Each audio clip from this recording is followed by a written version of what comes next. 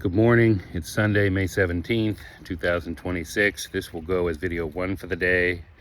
The one with the books will go as video 2 for today. And I just want to talk about the term Illuminati.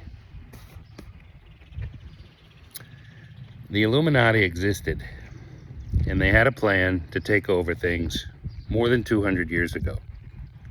And they were caught, because at that time documents were transported via horse, and unfortunately the guy who was traveling got struck by lightning, and the documents ended up in the police station in Germany and then passed around when the plot was revealed. So the Illuminati figured out that they needed to go underground, and the genius is they convince us to police ourselves. How do they do that?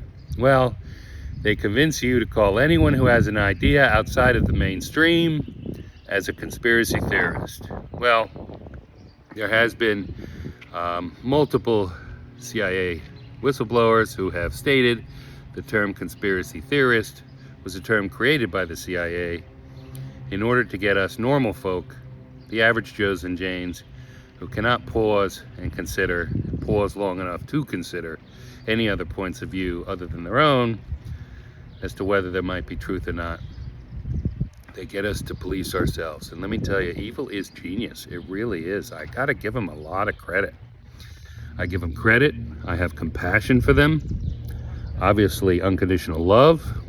But that doesn't mean I'm okay with them taking over every aspect of my life. And I will not should on anyone. I stopped shooting on people a long time ago. So I will not tell you what you should or should not do.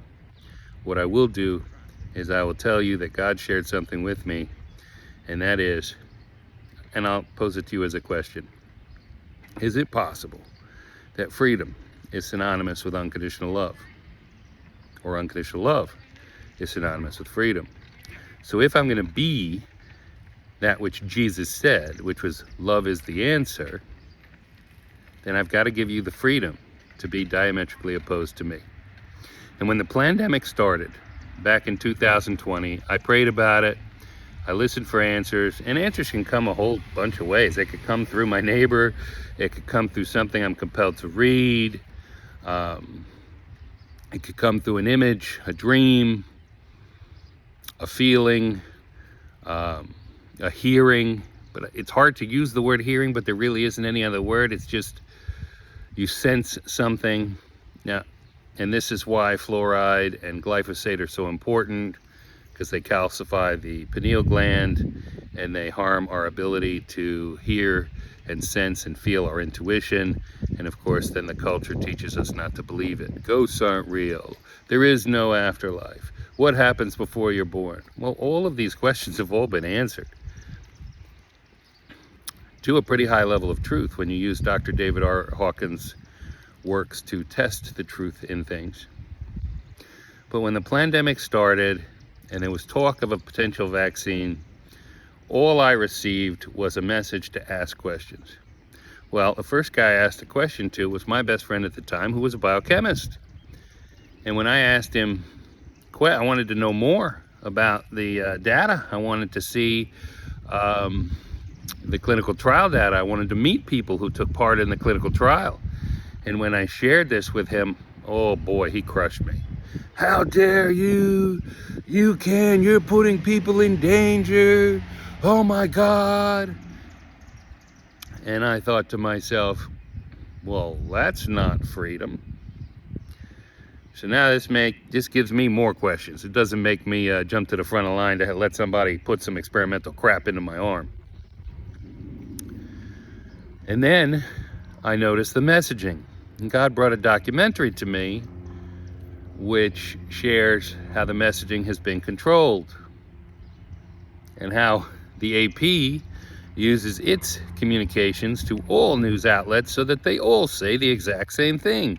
The same wording, the same intonation, the same inflection, the same cadence. Well, if that's not coordinated, I don't know what the heck is. And if people coordinating messages to you doesn't make you ask questions, it makes you just want to comply, then I don't know what to tell you. I just got to pray for you. There's nothing else to really do. So we've been convinced that the Illuminati don't exist. Of course they do, but they don't. It's not really a name, so it's a loosely constructed unit where the right hand doesn't know what the left hand is doing. Let me share something with you. When you have integrity, there's nothing to hide. What do you want to know? You want to know if I'm a cheater? I cheated on a girl one time, and when I did, I broke up with my girlfriend the next day because I realized that if I would cheat on her, she wasn't the girl for me, and it was outside integrity for myself. So it never happened again. And there were multiple girls I met who were cheating, who ended up no longer cheating as a direct result of their interactions with me. And then there was one, I look back on, and sure, I would have loved to have dated her. She was beautiful, she was smart, she absolutely adored me, but I couldn't do it because it was outside my integrity. She ended up finding a couple years later somebody else to cheat on her husband with. So the question is, what's the difference between integrity and honesty? Well, honesty, most people are pretty honest.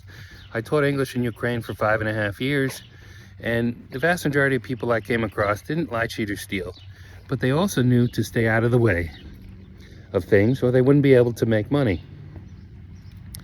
But I did meet people who trafficked girls and who were downright evil. And so the point is that most people are honest.